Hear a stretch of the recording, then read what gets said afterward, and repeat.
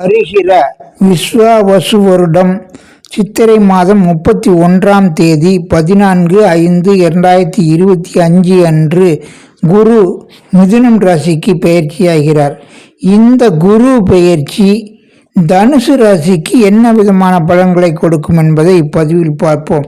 முதலில் தனுசுக்கு ராசிநாதன் குரு 7ல் நிஷ்பலமாகிறார். அது சிறப்பா?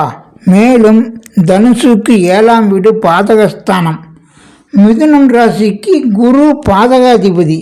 எனவே அவர் அந்த ராசியிலிருந்து நல்ல பலன்களை கொடுப்பாரா? சிறப்பான முறையில் பலன்களை தர அவருக்கு பலம் உள்ளதா என்பதை பற்றியும் விளக்கமாக பார்ப்போம்.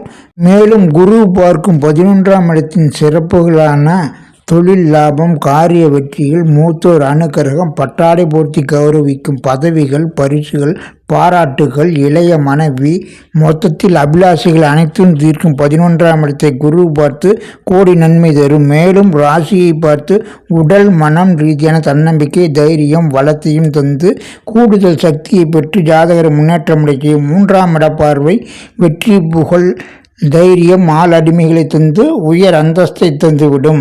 ஜோதிட சாஸ்திர சூட்சுமங்களை ஆராய்ந்து அறிந்தும் ஜோதிட கணித முறை நுணுக்கங்களை பயன்படுத்தினால் முழு யோகங்களை அடைய முடியும்.